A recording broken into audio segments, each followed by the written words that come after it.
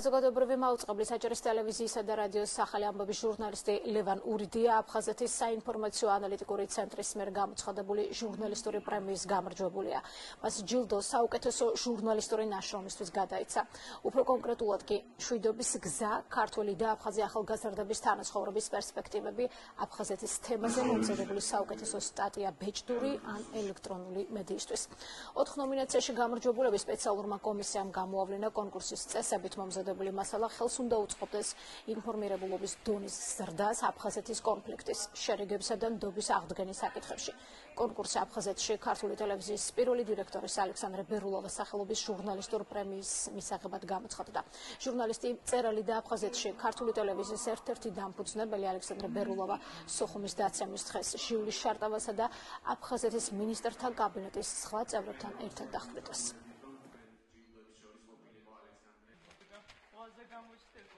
ეს არის ნამდვილად ძალიან საამაყო პრემია ჩემთვის. ეს არის შენი ჟურნალისტური საქმიანობის შედეგი და ბატონი საშა ბერულავა ჟურნალისტური პრემია გაძლევს შესაძლებლობას კიდევ უფრო მეტი წერო აფხაზის საკითხზე და გააგებია აუდიტორიას ამ თემასთან დაკავშირებით.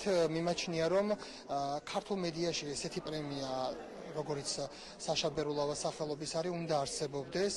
გამოვავლინეთ 4 კატეგორიაში გამარჯვებულები. ვფიქრობ, ძალიან ღირსეულმა კანდიდატებმა მიიღეს პირველი ჯილდო ამ დიდებული ადამიანის სახელობის და მჯერა, რომ ეს პრემია იქნება განგრძობადი ყოველწლიურად 11 ნოემბერს საშა ბერულავას დაბადების დღეზე ვუმასპინძლებთ ჟურნალისტებს და აფხაზეთელებს, იმ ადამიანებს, ვისაც გული შესტკივათ აფხაზეთის თემატიკაზე. დარწმუნებული ვარ, რომ ეს ჯილდო გადაეცემა ყველა ჟურნალისტს, რომელიც შეიტანს წვლილს ჩვენს მშვიდობიან დაბრუნებაში, ჩვენს აფხაზებთან და ძმებთან ერთად. რამე თუ ძალიან მნიშვნელოვანია თითოეული ჟურნალისტის წვლილი ამ პროცესში.